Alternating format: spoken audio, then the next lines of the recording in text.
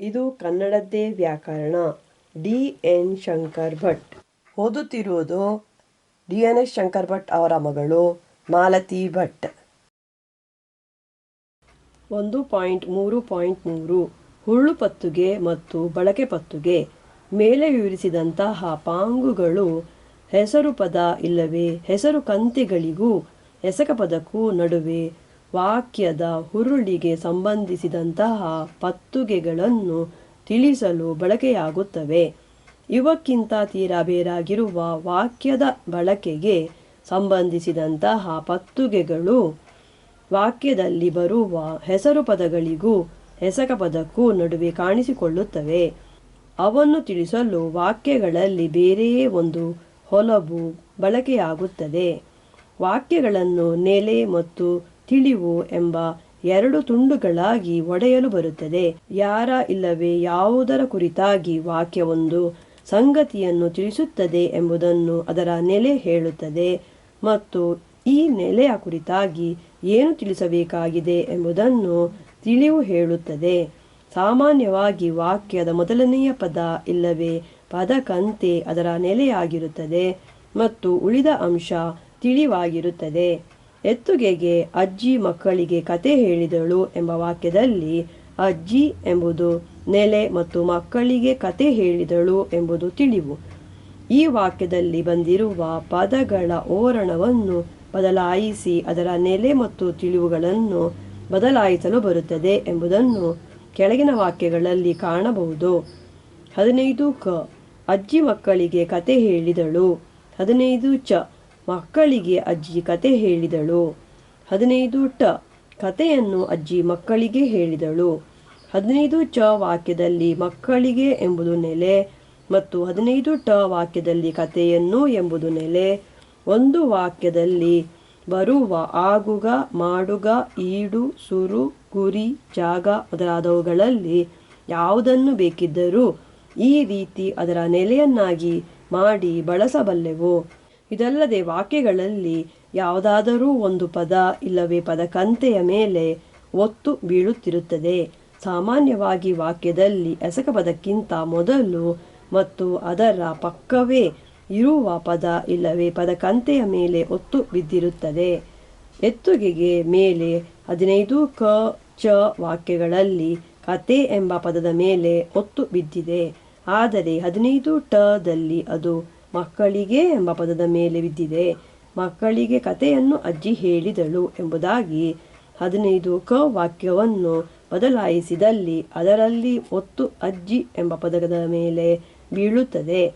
ವಾಕ್ಯದಲ್ಲಿ ಬರುವ ಯಾವುದಾದರೊಂದು ಪದ ಇಲ್ಲವೇ ಪದಕಂತೆಯ ಮೇಲೆ ಒತ್ತು ಬೀಳುವಂತೆ ಮಾಡಲು ಕನ್ನಡದಲ್ಲಿ ಬೇರೆಯೂ ಕೆಲವು ಹೊಲಬುಗಳು ಬಳಕೆಯಲ್ಲಿವೆ. ಎತ್ತುಗೆಗೆ ಅದನ್ನು ವಾಕ್ಯದ ಕೊನೆಗೆ ಸಾಗಿಸಬಹುದು. ಆದರೆ ಇದಕ್ಕಾಗಿ ವಾಕ್ಯದ ಎಸಕ ಪದವನ್ನು ಹೆಸರು ಪದವಾಗಿ ಬದಲಾಯಿಸಬೇಕಾಗುತ್ತದೆ. 15 ತ ಮಕ್ಕಳಿಗೆ ಕತೆ ಹೇಳಿದ್ದು ಅಜ್ಜಿ. 15 ಪ ಅಜ್ಜಿ ಮಕ್ಕಳಿಗೆ ಹೇಳಿದ್ದು ಕತೆ. 15 ಗ ಅಜ್ಜಿ ಕತೆ ಹೇಳಿದ್ದು ಮಕ್ಕಳಿಗೆ. ವಾಕ್ಯಗಳ ನೆಲೆ ಮತ್ತು ಒತ್ತುಗಳನ್ನು ಈ ರೀತಿ ಬದಲಾಯಿಸಿದಾಗ ಎಂದರೆ ಅದರ ಒಳಪತ್ತುಗೆಗಳಲ್ಲಿ ಬದಲಾವಣೆಗಳನ್ನು ಮಾಡಿದಾಗ ಅದರ ಹುರುಳುಪತ್ತುಗೆಗಳಲ್ಲಿ ಯಾವ ಬದಲಾವಣೆಯೂ ಆಗುವುದಿಲ್ಲ ಎಂಬುದನ್ನು ಗಮನಿಸಬಹುದು.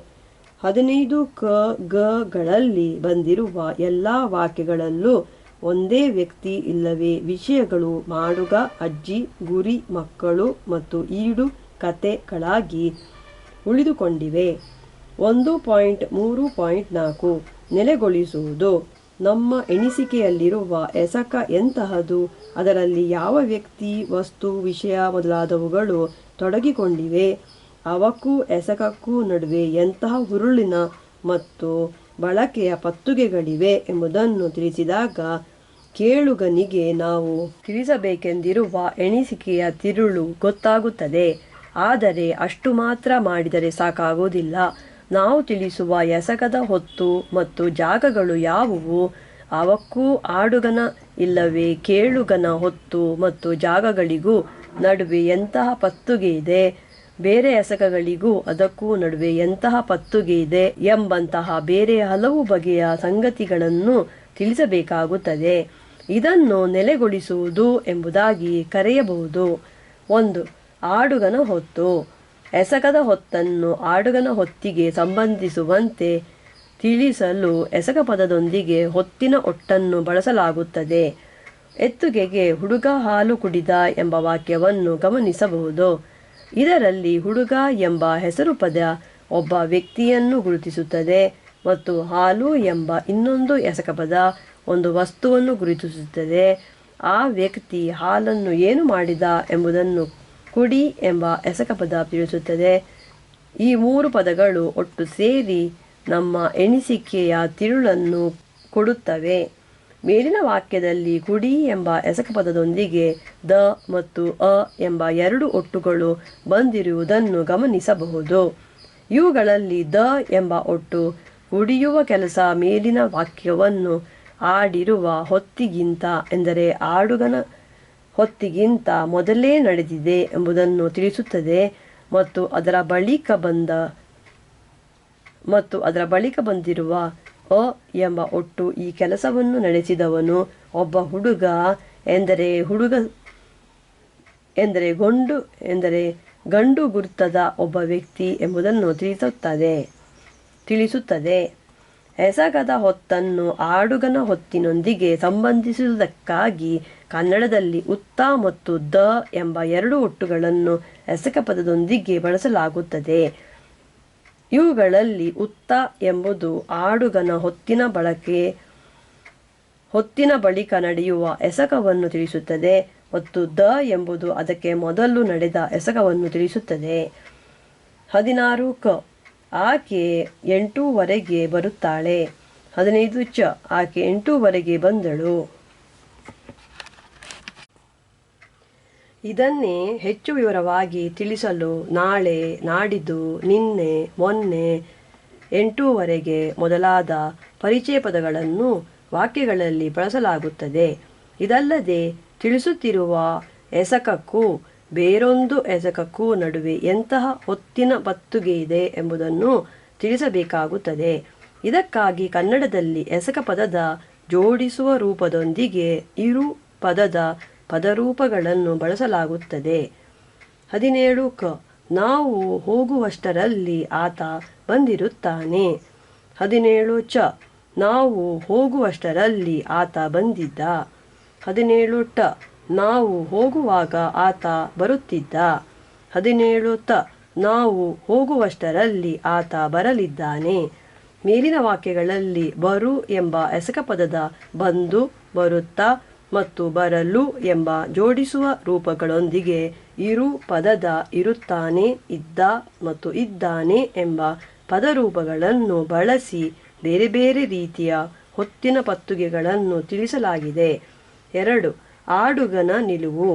ಒಂದು ವಾಕ್ಯ ತಿಳಿಸುವ ತಿರುಳಿನ ಕುರಿತಾಗಿ ಆಡುಗನ ನಿಲುವೇನು ಎಂಬುದನ್ನು ಕೇಳುಗನಿಗೆ ತಿಳಿಸಬೇಕಾಗುತ್ತದೆ. ಕನ್ನಡದಲ್ಲಿ ಇದಕ್ಕಾಗಿ ಬಹುದು, ಬೇಕು, ಇಲ್ಲ ಮೊದಲಾದ ಕೆಲವು ಪದಗಳನ್ನು ಎಸಕ ಪದದೊಂದಿಗೆ ಬಳಸಲಾಗುತ್ತದೆ. 18 ಕ. ಆತ ನಾಳೆ ಬೆಳಿಗ್ಗೆ ಬರುತ್ತಾನೆ. 18 ಚ. ಆತ ನಾಳೆ ಬೆಳಿಗ್ಗೆ ಬರಬಹುದು. 18 ಟ. ಆತ ನಾಳೆ ಬೆಳಿಗ್ಗೆ ಬರಬೇಕು. 18 ತ. ಆತ ನಾಳೆ ಬೆಳಿಗ್ಗೆ ಬರುವುದಿಲ್ಲ. 18 ಕದಲ್ಲಿ ಮರುದಿನ ನಡೆಯಲಿರುವ ಒಂದು ಎಸಕವನ್ನು ತಿಳಿಸಲಾಗಿದೆ. 18 ಚದಲ್ಲಿ ಈ ಎಸಕವನ್ನು ತಿಳಿಸುವುದರೊಂದಿಗೆ ಅದು ನಡೆಯುವ ಕುರಿತು ಆಡುಗನು ತನ್ನ ಸಂಶಯವನ್ನು ತಿಳಿಸಿದ್ದಾನೆ. ಈ ಸಂಶಯ 18 ಚದಲ್ಲಿ ತಿಳಿಸುವುದಕ್ಕಿಂತ ತುಸು ಕಡಿಮೆ ಎಂಬುದನ್ನು 18 ಟದಲ್ಲಿ ತಿಳಿಸಲಾಗಿದೆ. ಆದರೆ 18 ತದಲ್ಲಿ ಆ ಎಸಕ ನಡೆಯುವುದೇ ಇಲ್ಲ ಎಂಬುದಾಗಿ ತಿಳಿಸಲಾಗಿದೆ. ಈ ನೆಲೆಗೊಳಿಸುವ ಕೆಲಸಗಳು ಎಷ್ಟು ಮುಖ್ಯವಾದುವೆಂದರೆ ಅವುಗಳಲ್ಲಿ ಕೆಲಸವನ್ನು ನಾವು ಬಳಸುವ ಎಲ್ಲ ವಾಕ್ಯಗಳಲ್ಲೂ ಕಡ್ಡಾಯವಾಗಿ ನಡೆಸಲೇಬೇಕಾಗುತ್ತದೆ. ಎತ್ತುಗೆಗೆ ನಾನು ನಾಳೆ ಊರಿಗೆ ಹೋಗುತ್ತೇನೆ ಎಂಬ ವಾಕ್ಯದಲ್ಲಿ ನಾನು ಎಂಬ ಪದ ಹೋದವರು ಯಾರು ಎಂಬುದನ್ನು ತಿಳಿಸುವುದಾದರೂ ಅದನ್ನು ಇನ್ನೊಮ್ಮೆ ಕಡ್ಡಾಯವಾಗಿ ಎಸಕ ಪದದ ಏನೇ ಎಂಬ ಒಟ್ಟಿನ ಮೂಲಕ ತಿಳಿಸಬೇಕಾಗಿದೆ. ಹೋಗುವ ಕೆಲಸ ಈ ಮಾತನ್ನು ಹೇಳುವ ಸಮಯದಲ್ಲಿ ನಡೆದಿಲ್ಲವೆಂಬುದನ್ನು ನಾಳೆ ಎಂಬ ಪದ ತಿಳಿಸುವುದಾದರೂ ಅದನ್ನೇ ಇನ್ನೊಮ್ಮೆ ಕಡ್ಡಾಯವಾಗಿ ಎಸಕ ಪದದ ಉತ್ ಎಂಬ ಒಟ್ಟಿನ ಮೂಲಕ ತಿಳಿಸಬೇಕಾಗಿದೆ. 1.4 ಬರಿಗೆಗಳು ಮತ್ತು ಅವುಗಳ ಉಲಿಪು. ಮೇಲೆ 1.2.1ರಲ್ಲಿ ತಿಳಿಸಿದ ಹಾಗೆ ವಾಕ್ಯಗಳನ್ನೆಲ್ಲ 3 ಮುಖ್ಯ ಹಂತಗಳಲ್ಲಿ ಕಟ್ಟಲಾಗುತ್ತದೆ. ಕ. ಬರಿಗೆಗಳನ್ನು ಸೇರಿಸಿ ಪದಗಳನ್ನು ಕಟ್ಟುವುದು ಮೊದಲನೆಯ ಹಂತ. ಚ.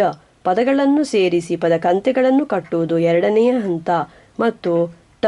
ಪದಕಂತೆಗಳನ್ನು ಮತ್ತು ಪದಗಳನ್ನು ಸೇರಿಸಿ ವಾಕ್ಯಗಳನ್ನು ಕಟ್ಟುವುದು ಮೂರನೆಯ ಹಂತ. ಎತ್ತುಗೆಗೆ ಆ ಹುಡುಗ ಯಾರು ಎಂಬ ವಾಕ್ಯವನ್ನು ಗಮನಿಸಬಹುದು. ಇದನ್ನು ಆ ಹುಡುಗ ಎಂಬ ಪದಕಂತೆಯನ್ನು ಯಾರು ಎಂಬ ಪದದೊಂದಿಗೆ ಸೇರಿಸಿ ಕಟ್ಟಲಾಗಿದೆ. ಆ ಹುಡುಗ ಎಂಬ ಪದಕಂತೆಯಲ್ಲಿ ಆ ಮತ್ತು ಹುಡುಗ ಎಂಬ 2 ಪದಗಳು ಒಟ್ಟಿಗೆ ಸೇರಿವೆ.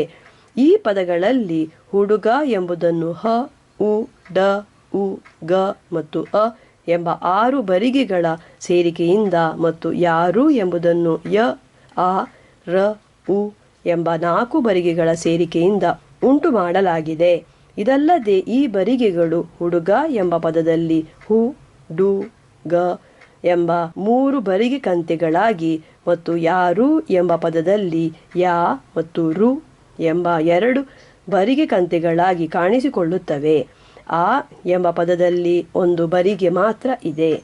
ವಾಕ್ಯಗಳನ್ನು ಹೀಗೆ 3 ಹಂತಗಳಲ್ಲಿ ಕಟ್ಟುವ ಕಾರಣ ಕನ್ನಡದಲ್ಲಿ ಬರೇ 31 ಬರಿಗೆಗಳನ್ನು ಬಳಸಿ ಸಾವಿರಾರು ಪದಗಳನ್ನು ಉಂಟು ಮಾಡಲು ಬರುತ್ತದೆ ಮತ್ತು ಈ ಸಾವಿರಾರು ಪದಗಳನ್ನು ಬಳಸಿ ಲೆಕ್ಕವಿಲ್ಲದಷ್ಟು ವಾಕ್ಯಗಳನ್ನು ಉಂಟು ಮಾಡಲು ಬರುತ್ತದೆ. ಎಲ್ಲರ ಕನ್ನಡಕ್ಕೆ ಬೇಕಾಗುವ ಈ 31 ಬರಿಗೆಗಳನ್ನು ಅವುಗಳ ಉಲಿಪನ್ನು ಅವಲಂಬಿಸಿ ತೆರೆಯುಲಿಗಳು ಮತ್ತು ಮುಚ್ಚುಲಿಗಳು ಎಂಬ 2 ಗುಂಪುಗಳಲ್ಲಿ ಸೇರಿಸಿ ಹೇಳಬಹುದು. ತೆರೆಯುಲಿಗಳ ಗುಂಪಿನಲ್ಲಿ ಅ, ಇ, ಉ, ಎ, ಓ ಮತ್ತು ಆ, ಇ, ಉ, ಎ, ಓ ಎಂಬ 10 ಬರಿಗೆಗಳಿವೆ ಮತ್ತು ಮುಚ್ಚುಲಿಗಳ ಗುಂಪಿನಲ್ಲಿ ಕ, ಚ, ಟ, ತ, ಪ, ಗ, ಜ, ಡ, ದ, ಬ, ನ, ನ, ಮ, ಯ, ವ, ರ, ಲ, ಳ, ಶ, ಸ, ಹ ಎಂಬ 21 ಬರಿಗೆಗಳಿವೆ. ಈ 2 ಬಗೆಯ ಬರಿಗೆಗಳ ನಡುವಿನ ವ್ಯತ್ಯಾಸವೇನೆಂದರೆ ತೆರೆಯುಲಿಗಳ ಉಲಿಪಿನಲ್ಲಿ ಬಾಯಿ ಹೆಚ್ಚು ಕಡಿಮೆ ತೆರೆದಿರುತ್ತದೆ ಮತ್ತು ಮುಚ್ಚುಲಿಗಳ ಉಲಿಪಿನಲ್ಲಿ ಅದು ಹೆಚ್ಚು ಕಡಿಮೆ ಮುಚ್ಚಿರುತ್ತದೆ. ತೆರೆದಿರುವ ಬಾಯಿಯೊಳಗಿರುವ ಟೊಳ್ಳಿನ ಆಕಾರವನ್ನು ಬಗೆ ಬಗೆಯಾಗಿ ಬದಲಾಯಿಸುವ ಮೂಲಕ ಹಲವು ಬಗೆಯ ತೆರೆಯುಲಿಗಳನ್ನು ಹೊರಡಿಸುತ್ತೇವೆ ಮತ್ತು ಹೆಚ್ಚು ಕಡಿಮೆ ಮುಚ್ಚಿರುವ ಬಾಯಿಯಿಂದ ಹೊರಬರುವ ಉಸಿರಿಗೆ ಬಗೆ ಬಗೆಯ ತಡೆಗಳನ್ನೊಡ್ಡುವ ಮೂಲಕ ಹಲವು ಬಗೆಯ ಮುಚ್ಚುಲಿಗಳನ್ನು ಹೊರಡಿಸುತ್ತೇವೆ. ಕನ್ನಡದಲ್ಲಿ ಈ 2 ಬಗೆಯ ಬರಿಗೆಗಳ ಉಲಿಪು ಹೇಗೆ ನಡೆಯುತ್ತದೆ ಎಂಬುದರ ಮೇಲೆ ಅವನ್ನು ಕೆಳಗೆ ಕೊಟ್ಟಿರುವ ಹಾಗೆ ಪಟ್ಟಿ ಮಾಡಬಹುದು. 1. ತೆರೆಯುಲಿಗಳು. ಗಿಡ್ಡ ಉಲಿಗಳು, ಉದ್ದ ಉಲಿಗಳು. ಬಾಯಿಯ ಜಾಗ, ನಾಲಿಗೆಯ ಭಾಗ. ಮುಂದೆ ಹಿಂದೆ, ಮುಂದೆ ಹಿಂದೆ. ಮೇಲೆ ಇ, ಉ, ಈ, ಉ. ನಡುವೆ ಎ, ಓ, ಎ, ಓ. ಕೆಳಗೆ ಅ, ಆ. 2. ಮುಚ್ಚುಲಿಗಳು. ಮಾಡುವ ಬಗೆ, ಮಾಡುವ ಜಾಗ. ತುಟಿ, ಹಲ್ಲು, ಮಡಚು, ಅಂಗುಳು, ಮೆತ್ತಂಗುಳು. ತಡೆಯುಲಿ. ಪ, ತ, ಟ, ಚ, ಕ. ತಡೆಯುಲಿ ಗು, ಬ, ದ, ಡ, ಜ, ಗ. ಮೂಗುಲಿ ಮ, ನ, ಣ. ಉಜ್ಜುಲಿ ಸ, ಶ, ಹ. ಬದಿಯುಲಿ ಲ, ಳ. ಹೊಡೆಯುಲಿ ರ. ತಡೆಯಿಲ್ಲದುಲಿ ವ, ಯ. ಪ, ಬ ಗಳ ಮೊದಲು ಬಂದಿರುವ ಮ ಕಾರವನ್ನು ತ, ದ ಗಳ ಮೊದಲು ಬಂದಿರುವ ನ ಕಾರವನ್ನು ಮತ್ತು ಟ, ಡ ಗಳ ಮೊದಲು ಬಂದಿರುವ ಣ ಕಾರವನ್ನು 0ಯ ಮೂಲಕ ಗುರುತಿಸುವ ಪರಿ ಬರಹದಲ್ಲಿದೆ. ಆದರೆ ಉಲಿಪಿನಲ್ಲಿ ಇವು ಮೂಗುಲಿಗಳೇ.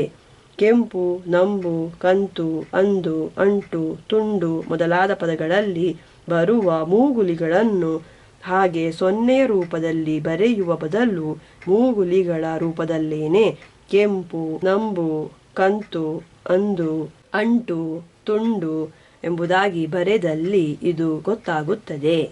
ಉಲಿಪಿನಲ್ಲಿ ಚ, ಜ ಗಳ ಮೊದಲು ಞ, ಎಂಬ ಒಂದು ಮೂಗುಲಿ ಕಾಣಿಸಿಕೊಳ್ಳುತ್ತದೆ ಮತ್ತು ಕ ಗ ಗಳ ಮೊದಲು ಞ ಎಂಬ ಇನ್ನೊಂದು ಮೂಗುಲಿ ಕಾಣಿಸಿಕೊಳ್ಳುತ್ತದೆ. ಈ ಎರಡು ಕಡೆಗಳಲ್ಲೂ ನಕಾರ ಬರುವುದಿಲ್ಲ. ಹಾಗಾಗಿ ಅವನ್ನು ನಕಾರದ ರೂಪಗಳೆಂದು ತಿಳಿದುಕೊಳ್ಳಬಹುದು ಮತ್ತು ಈ ಕಾರಣಕ್ಕಾಗಿ ಇಂತಹ ಎರಡು ಬರಿಗೆಗಳು ಕನ್ನಡಕ್ಕೆ ಬೇಕಾಗುವುದಿಲ್ಲ. ಇದಲ್ಲದೆ ಬರಹದಲ್ಲಿ ಅವನ್ನು ಉಳಿದ ಮೂಗುಲಿಗಳ ಹಾಗೆ ಸೊನ್ನೆಯ ಮೂಲಕವೇನೇ ಸೂಚಿಸಲಾಗುತ್ತದೆ. ಅಂಚು, ಅಂಜು, ಅಂಕೆ, ಮಂಗ. 1.4.1 ಬರಿಗೆಗಳ ಉಲಿಪು. ಬರಿಗೆಗಳನ್ನು ಇಲ್ಲಿ ಅವುಗಳ ಉಲಿಪಿನ ಮೇಲೆ ಗುಂಪುಗೂಡಿಸಲಾಗಿದೆ. ಹಾಗಾಗಿ ಅವಕ್ಕೆ ತೆರೆಯುಲಿ, ಮುಚ್ಚುಲಿ, ಮೂಗುಲಿ, ತಡೆಯುಲಿ ಮೊದಲಾದ ಉಲಿಗಳ ಹೆಸರುಗಳನ್ನೇ ಕೊಡಲಾಗಿದೆ ಎಂಬುದನ್ನು ಗಮನಿಸಬೇಕು. ಆದರೆ ಎಲ್ಲರ ಕನ್ನಡ ಮುಖ್ಯವಾಗಿ ಬರಹದ ಕನ್ನಡ. ಹಾಗಾಗಿ ಅದರ ಈ ವ್ಯಾಕರಣದಲ್ಲಿ ಬರಹದಲ್ಲಿ ಕಾಣಿಸಿಕೊಳ್ಳುವ ಬರಿಗೆಗಳಿಂದ ಅವುಗಳ ಉಲಿಪಿಗೆ ಹೋಗಲಾಗಿದೆ ಅಲ್ಲದೆ ಮಾತಿನಲ್ಲಿ ಕಾಣಿಸಿಕೊಳ್ಳುವ ಉಲಿಗಳಿಂದ ಬರಿಗೆಗಳಿಗೆ ಬಂದಿಲ್ಲ. 1. ತೆರೆಯುಲಿಗಳ ಉಲಿಪು. ಕನ್ನಡದಲ್ಲಿ 10 ತೆರೆಯುಲಿಗಳಿದ್ದು ಅವುಗಳ ಉಲಿಪಿನಲ್ಲಿ ಕಾಣಿಸುವ ಮುಖ್ಯ ವ್ಯತ್ಯಾಸಗಳನ್ನು ಕೆಳಗೆ ಕೊಡಲಾಗಿದೆ. 1. ಇ, ಎ, ಉ, ಓ, ಅ ಎಂಬವು ಗಿಡ್ಡ ತೆರೆಯುಲಿಗಳು ಮತ್ತು ಈ, ಎ, ಉ, ಓ, ಆ ಎಂಬವು ಉದ್ದ ತೆರೆಯುಲಿಗಳು. ಗಿಡ್ಡ ತೆರೆಯುಲಿಗಳನ್ನು ಹೊರಡಿಸುವುದಕ್ಕಿಂತ ಉದ್ದ ತೆರೆಯುಲಿಗಳನ್ನು ಹೊರಡಿಸಲು ತುಸು ಹೆಚ್ಚು ಹೊತ್ತು ಬೇಕಾಗುತ್ತದೆ ಎಂಬುದೇ ಇವುಗಳ ನಡುವಿರುವ ಮುಖ್ಯ ವ್ಯತ್ಯಾಸ. 2. ಇ, ಈ, ಎ ಎಂಬವು ಮುಂದಿನ ತೆರೆಯುಲಿಗಳು ಮತ್ತು ಉ, ಓ, ಅ, ಆ ಎಂಬವು ಹಿಂದಿನ ತೆರೆಯುಲಿಗಳು. ಮುಂದಿನ ತೆರೆಯುಲಿಗಳನ್ನು ಹೊರಡಿಸುವುದಕ್ಕಾಗಿ ನಾಲಿಗೆಯ ಮುಂದಿನ ಭಾಗವನ್ನು ಬಳಸಲಾಗುತ್ತದೆ ಮತ್ತು ಹಿಂದಿನ ತೆರೆಯುಲಿಗಳನ್ನು ಹೊರಡಿಸುವುದಕ್ಕಾಗಿ ನಾಲಿಗೆಯ ಹಿಂದಿನ ಭಾಗವನ್ನು ಬಳಸಲಾಗುತ್ತದೆ. 3. ಇ, ಉ, ಎಂಬವು ಮೇಲಿನ ತೆರೆಯುಲಿಗಳು. ಎ, ಓ ಎಂಬವು ನಡುವಿನ ತೆರೆಯುಲಿಗಳು ಮತ್ತು ಅ, ಆ ಎಂಬವು ಕೆಳಗಿನ ತೆರೆಯುಲಿಗಳು. ಇವುಗಳಲ್ಲಿ ಮೇಲಿನ ತೆರೆಯುಲಿಗಳಾದ ಇ, ಎಂಬವುಗಳನ್ನು ಹೊರಡಿಸುವಾಗ ನಾಲಿಗೆಯ ಮುಂದಿನ ಭಾಗ ಮತ್ತು ಉ ಎಂಬವುಗಳನ್ನು ಹೊರಡಿಸುವಾಗ ನಾಲಿಗೆಯ ಹಿಂದಿನ ಭಾಗ ಬಾಯಿಯ ಮೇಲಿನ ಜಾಗದಲ್ಲಿರುತ್ತದೆ. ಹೀಗೆಯೇ ನಡುವಿನ ತೆರೆಯುಲಿಗಳಾದ ಎ ಎಂಬವುಗಳನ್ನು ಹೊರಡಿಸುವಾಗ ನಾಲಿಗೆಯ ಮುಂದಿನ ಭಾಗ ಮತ್ತು ಓ ಎಂಬವುಗಳನ್ನು ಹೊರಡಿಸುವಾಗ ನಾಲಿಗೆಯ ಹಿಂದಿನ ಭಾಗ ಬಾಯಿಯ ನಡು ಜಾಗದಲ್ಲಿರುತ್ತವೆ. ಕೆಳಗಿನ ತೆರೆಯುಲಿಗಳಾದ ಅ, ಆ ಎಂಬವುಗಳನ್ನು ಹೊರಡಿಸುವಾಗ ನಾಲಿಗೆಯ ಹಿಂದಿನ ಭಾಗ ಬಾಯಿಯ ಕೆಳ ಜಾಗದಲ್ಲಿರುತ್ತದೆ. 4. ಈ ತೆರೆಯುಲಿಗಳನ್ನು ಹೊರಡಿಸುವಲ್ಲಿ ಇನ್ನೂ ಒಂದು ವ್ಯತ್ಯಾಸವಿದೆ. ಉ, ಓ ಎಂಬವುಗಳನ್ನು ಹೊರಡಿಸುವಲ್ಲಿ ತುಟಿ ದುಂಡಗಿರುತ್ತದೆ ಮತ್ತು ಉಳಿದವುಗಳನ್ನು ಇ, ಎ, ಆ ಎಂಬವುಗಳ ಹೊರಡಿಸುವಲ್ಲಿ ಆ ರೀತಿ ತುಟಿ ದುಂಡಗಿರುವುದಿಲ್ಲ. ಕನ್ನಡದಲ್ಲಿ ಈ ವ್ಯತ್ಯಾಸಕ್ಕೆ ಹುರುಳನ್ನು ಕೊಡುವ ಕೆಲಸವಿಲ್ಲವಾದ ಕಾರಣ ತೆರೆಯುಲಿಗಳನ್ನು ಹೆಸರಿಸುವಾಗ ಈ ವ್ಯತ್ಯಾಸವನ್ನು ತಿಳಿಸಬೇಕಾಗುವುದಿಲ್ಲ. ತೆರೆಯುಲಿಗಳ ನಡುವಿರುವ ಈ ವ್ಯತ್ಯಾಸಗಳಲ್ಲಿ ನಮಗೆ ಬೇಕಾದವುಗಳನ್ನು ಮಾತ್ರವೇ ಬಳಸಿಕೊಂಡು ಕೆಳಗೆ ಕೊಟ್ಟಿರುವ ಹಾಗೆ ಅವನ್ನು ಹೆಸರಿಸಬಹುದು. ಮುನ್ನೇಲಿನ ಗಿಡ್ಡ ತೆರೆಯುಲಿ. ಈ, ಮುನ್ನೇಲಿನ ಉದ್ದ ತೆರೆಯುಲಿ. A, ಮುನ್ನಡುವಿನ Gidda ತೆರೆಯುಲಿ. ಎ, ಮುನ್ನಡುವಿನ ಉದ್ದ ತೆರೆಯುಲಿ. ಉ, ಹಿನ್ನೇಲಿನ ಗಿಡ್ಡ ತೆರೆಯುಲಿ. ಉ, ಹಿನ್ನೇಲಿನ ಉದ್ದ ತೆರೆಯುಲಿ. ಒ, ಹಿನ್ನಡುವಿನ ಗಿಡ್ಡ ತೆರೆಯುಲಿ. ಓ, ಹಿನ್ನಡುವಿನ ಉದ್ದ ತೆರೆಯುಲಿ. ಅ, ಹಿಂಗೆಳಗಿನ ಗಿಡ್ಡ ತೆರೆಯುಲಿ. ಆ, ಹಿಂಗೆಳಗಿನ ಉದ್ದ ತೆರೆಯುಲಿ. ಮೇಲೆ ತಿಳಿಸಿದ ಹಾಗೆಯೇ ಈ ಎಲ್ಲ ತೆರೆಯುಲಿಗಳನ್ನು ಹೊರಡಿಸುವಾಗಲೂ ಬಾಯಿ ತೆರೆದಿರುತ್ತದೆ. ಅದರೊಳಗಿನ ಟೊಳ್ಳು ಯಾವ ಆಕಾರದಲ್ಲಿದೆ ಎಂಬುದರ ಮೇಲೆ ಈ ತೆರೆಯುಲಿಗಳ ನಡುವಿನ ವ್ಯತ್ಯಾಸ ಅವಲಂಬಿಸಿದೆ. ನಾಲಿಗೆಯ ಹಿಂಭಾಗವನ್ನು ಇಲ್ಲವೇ ಮುಂಭಾಗವನ್ನು ಬೇರೆ ಬೇರೆ ಕಡೆಗಳಲ್ಲಿ ನಿಲ್ಲಿಸುವ ಮೂಲಕ ಈ ಟೊಳ್ಳಿನ ಆಕಾರವನ್ನು ಬದಲಿಸಲಾಗುತ್ತದೆ. ಈ ಎಲ್ಲ ತೆರೆಯುಲಿಗಳನ್ನು ಹೊರಡಿಸುವಾಗಲೂ ಉಲಿಪೆಟ್ಟಿಗೆ ಗುನುಗುಣಿಸುತ್ತಿರುತ್ತದೆ ಮತ್ತು ಆ ರೀತಿ ಗುನುಗುಣಿಸುತ್ತಿರುವಾಗ ಉಂಟಾಗುವ ಉಲಿಗೆ ಬಾಯಿಯಲ್ಲಿರುವ ಬೇರೆ ಬೇರೆ ಆಕಾರದ ಟೊಳ್ಳುಗಳು ಬೇರೆ ಬೇರೆ ರೀತಿಯಲ್ಲಿ ಮಾರುಲಿಯುತ್ತಿರುತ್ತವೆ. ಇದರಿಂದಾಗಿ ಬೇರೆ ಬೇರೆ ರೀತಿಯ ತೆರೆಯುಲಿಗಳು ಉಂಟಾಗುತ್ತವೆ. 2. ಮುಚ್ಚುಲಿಗಳ ಉಲಿಪು. ಕನ್ನಡದಲ್ಲಿ ಬಳಕೆಯಾಗುವ ಮುಚ್ಚುಲಿಗಳನ್ನು ಹೊರಡಿಸುವ ಬಗೆ ತೆರೆಯುಲಿಗಳನ್ನು ಹೊರಡಿಸುವ ಬಗೆಗಿಂತ ತೀರಾ ಬೇರಾದುದು. ಅದು ಹೇಗೆ ನಡೆಯುತ್ತದೆ ಎಂಬುದನ್ನು ತಿಳಿಯಬೇಕಿದ್ದಲ್ಲಿ ಅದಕ್ಕಾಗಿ ಬಳಕೆಯಾಗುವ ಅಂಗಗಳು ಯಾವುವು, ಅವು ಬಾಯಿಯಲ್ಲಿ ಯಾವ ಜಾಗಕ್ಕೆ ಹೋಗುತ್ತವೆ ಮತ್ತು ಅಲ್ಲಿ ಎಂತಹ ಕೆಲಸವನ್ನು ನಡೆಸುತ್ತವೆ ಎಂಬುದನ್ನು ತಿಳಿದುಕೊಳ್ಳಬೇಕಾಗುತ್ತದೆ. ಇದಲ್ಲದೆ ಹೀಗೆ ಉಲಿಗಳನ್ನು ಹೊರಡಿಸುವ ಸಮಯದಲ್ಲಿ ಗಂಟಲಿನಲ್ಲಿರುವ ಉಲಿಪೆಟ್ಟಿಗೆ ಗುನುಗುಣಿಸುತ್ತಿದೆಯೋ ಇಲ್ಲವೋ ಎಂಬುದನ್ನು ಗಮನಿಸಬೇಕಾಗುತ್ತದೆ. ಕನ್ನಡದ ಮುಚ್ಚುಲಿಗಳನ್ನು ಹೊರಡಿಸುವ ಸಮಯದಲ್ಲಿ ಕೆಳಗಿನ ತುಟಿ, ನಾಲಿಗೆಯ ತುದಿ, ನಾಲಿಗೆಯ ಅಡಿ, ನಾಲಿಗೆಯ ಅಲಗು ಮತ್ತು ನಾಲಿಗೆಯ ಹಿಂಭಾಗ ಎಂಬ 5 ಅಂಗಗಳಲ್ಲಿ ಯಾವುದಾದರೂ ಒಂದು ಬಳಕೆಯಾಗುತ್ತಿರುತ್ತದೆ. ಈ ಅಂಗಗಳು ಮೇಲಿನ ತುಟಿ, ಹಲ್ಲಿನ ಹಿಂಭಾಗ, ಅಂಗುಳು ಮತ್ತು ಮೆತ್ತಂಗುಳು ಎಂಬ 4 ಜಾಗಗಳಲ್ಲಿ ಒಂದರ ಕಡೆಗಾಗಿ ಹೋಗುತ್ತವೆ ಮತ್ತು ಅಲ್ಲಿ ಕೆಳಗೆ ವಿವರಿಸಿದ ಹಾಗೆ 6 ರೀತಿಯ ಕೆಲಸಗಳನ್ನು ನಡೆಸುತ್ತವೆ. 1. ಉಸಿರನ್ನು ತಡೆಯುವುದು ತಡೆಯುಲಿ. 2. ಉಸಿರನ್ನು ಬಾಯಲ್ಲಿ ತಡೆದರೂ ಮೂಗಿನ ಮೂಲಕ ಬಿಡುವುದು ಮೂಗುಲಿ. 3. ಚಲಿಸುವ ಅಂಗಕ್ಕೂ ಬಾಯಿಯ ಜಾಗಕ್ಕೂ ನಡುವೆ ಉಸಿರು ಉಜ್ಜಿಕೊಂಡು ಹೋಗುವ ಹಾಗೆ ಮಾಡುವುದು ಉಜ್ಜುಲಿ. 4. ಉಸಿರು ನಾಲಿಗೆಯ ಬದಿಯಲ್ಲಿ ಹೋಗುವ ಹಾಗೆ ಮಾಡುವುದು ಬದಿಯುಲಿ. 5. ಬಾಯಿಯ ಜಾಗಕ್ಕೆ ಹೊಡೆದು ಕೆಳಗೆ ಬರುವುದು ಹೊಡೆಯುಲಿ. ಮತ್ತು 6. ಉಸಿರಿಗೆ ಯಾವ ಬಗೆಯ ತಡೆಯನ್ನು ಒಡ್ಡದೆ ಒಂದೆಡೆ ನಿಲ್ಲುವುದು ತಡೆಯಿಲ್ಲದುಲಿ. ಬಾಯಿಯ ಅಂಗುಳಿನಲ್ಲಿ ನಾವು 2 ರೀತಿಯ ಮುಚ್ಚುಲಿಗಳನ್ನು ಉಂಟು ಮಾಡುತ್ತೇವೆ. ಚ, ಜ, ಶ, ಯ ಎಂಬವುಗಳನ್ನು ನಾಲಿಗೆಯ ಅಲಗಿನಿಂದ ಉಂಟು ಮಾಡುತ್ತೇವೆ ಮತ್ತು ಟ, ಡ, ಣ ಎಂಬವುಗಳನ್ನು ನಾಲಿಗೆಯ ಅಡಿಭಾಗದಿಂದ ಉಂಟು ಮಾಡುತ್ತೇವೆ. ಇವುಗಳ ನಡುವಿನ ವ್ಯತ್ಯಾಸವನ್ನು ತಿಳಿಸುವುದಕ್ಕಾಗಿ ಮೇಲೆ ಕೊಟ್ಟಿರುವ ಮುಚ್ಚುಲಿಗಳ ಪೆಟ್ಟಿಗೆಯಲ್ಲಿ ಮಡಚು ಎಂಬ ಬಾಯಿಯ ಜಾಗವೊಂದನ್ನು ಬಳಸಲಾಗಿದೆ. ನಿಜಕ್ಕೂ ಇದು ಬಾಯಿಯ ಜಾಗವನ್ನು ತಿಳಿಸುವುದಿಲ್ಲ. ಅದಕ್ಕೆ ಬದಲು ನಾಲಿಗೆಯ ಅಡಿಭಾಗವನ್ನು ಅಂಗುಳಿನ ಕಡೆಗೆ ಕೊಂಡೊಯ್ಯುವುದಕ್ಕಾಗಿ ನಾಲಿಗೆಯನ್ನು ಮಡಚಬೇಕಾಗುತ್ತದೆ ಎಂಬ ಅಂಶವನ್ನು ತಿಳಿಸುತ್ತದೆ. ಕನ್ನಡದಲ್ಲಿ 2 ರೀತಿಯ ತಡೆಯುಲಿಗಳು ಬಳಕೆಯಲ್ಲಿವೆ. ಬ, ದ, ಡ, ಜ, ಗ ಎಂಬವುಗಳನ್ನು ಹೊರಡಿಸುವಾಗ ಗಂಟಲಿನಲ್ಲಿರುವ ಉಲಿಪೆಟ್ಟಿಗೆ ಗುನುಗುಣಿಸುತ್ತಿರುತ್ತದೆ ಮತ್ತು ಪ, ತ, ಟ, ಚ, ಕ ಎಂಬವುಗಳನ್ನು ಹೊರಡಿಸುವಾಗ ಅದು ಆ ರೀತಿ ಗುನುಗುಣಿಸುತ್ತಿರುವುದಿಲ್ಲ. ಈ ವ್ಯತ್ಯಾಸವನ್ನು ತಿಳಿಸುವುದಕ್ಕಾಗಿ ಬ, ದ, ಡ, ಜ, ಗ ಎಂಬವುಗಳನ್ನು ಗುನುಗುಣಿಸಿದ ತಡೆಯುಲಿಗಳೆಂದು ಮತ್ತು ಪ, ತ, ಟ, ಚ, ಕ ಎಂಬವುಗಳನ್ನು ಗುನುಗುಣಿಸದ ತಡೆಯುಲಿಗಳೆಂದು ಕರೆಯಬಹುದು. ಉಳಿದ ಮುಚ್ಚುಲಿಗಳಲ್ಲೂ ಈ ವ್ಯತ್ಯಾಸ ಕಾಣಿಸಿಕೊಳ್ಳುತ್ತದೆ. ಅವುಗಳಲ್ಲಿ ಸ, ಶ, ಹ ಎಂಬವುಗಳನ್ನು ಬಿಟ್ಟು ಉಳಿದವುಗಳನ್ನು ಮ, ನ, ಣ, ಲ, ಳ, ರ, ಯ, ವ ಎಂಬವುಗಳನ್ನು ಹೊರಡಿಸುವಾಗಲೂ ಉಲಿಪೆಟ್ಟಿಗೆ ಗುನುಗುಣಿಸುತ್ತಿರುತ್ತದೆ. ಹಾಗಾಗಿ ಅವೆಲ್ಲವೂ ಗುನುಗುಣಿಸಿದ ಉಲಿಗಳೇ. ಸ, ಶ, ಹ ಎಂಬವುಗಳನ್ನು ಹೊರಡಿಸುವಾಗ ಮಾತ್ರ ಅದು ಗುನುಗುಣಿಸದಿರುತ್ತದೆ.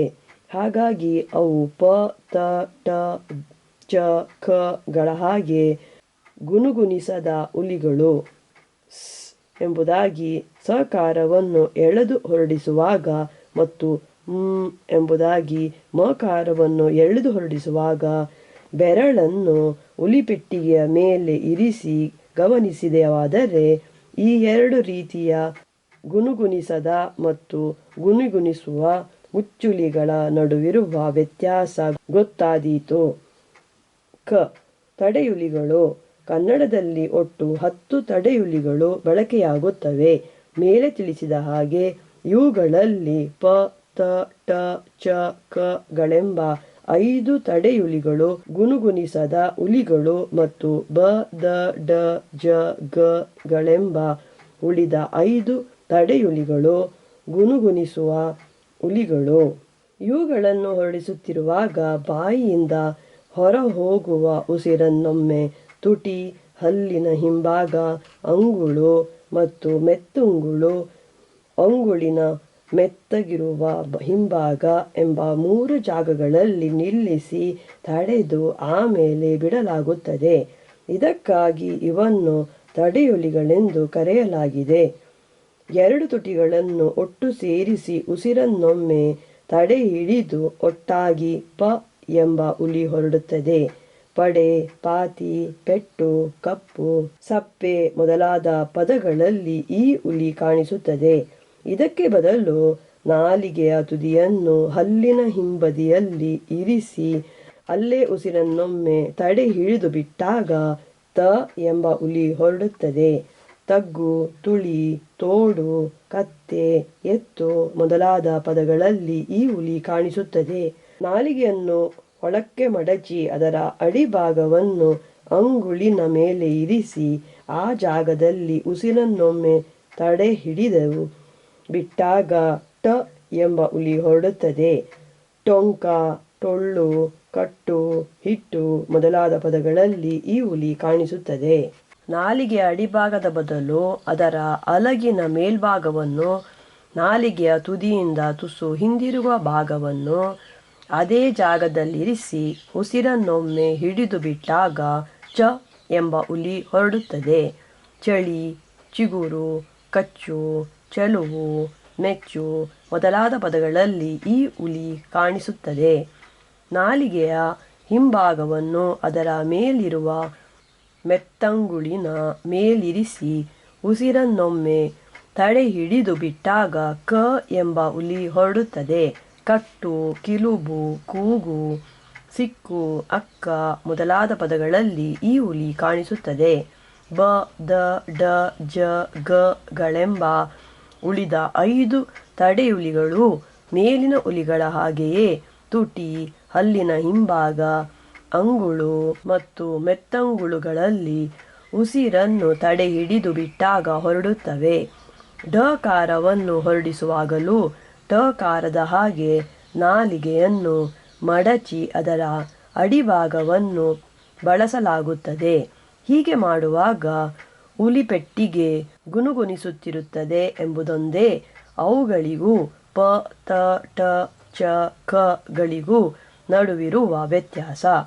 ಚ ಮತ್ತು ಜ ಎಂಬವುಗಳಿಗೂ ಉಳಿದ ತಡೆಯುಲಿಗಳಿಗೂ ನಡುವೆ ಬೇರೊಂದು ವ್ಯತ್ಯಾಸವೂ ಇದೆ. ಇವುಗಳನ್ನು ಹೊರಡಿಸುವಾಗ ನಾಲಿಗೆಯ ಅಲಗು ಉಸಿರನ್ನು ತಡೆ ಹಿಡಿದ ಮೇಲೆ ಒಮ್ಮೆಗೆ ಕೆಳಗೆ ಸರಿಯುವುದಿಲ್ಲ, ತುಸು ಮೆಲ್ಲಗೆ ಕೆಳಗೆ ಬರುತ್ತದೆ.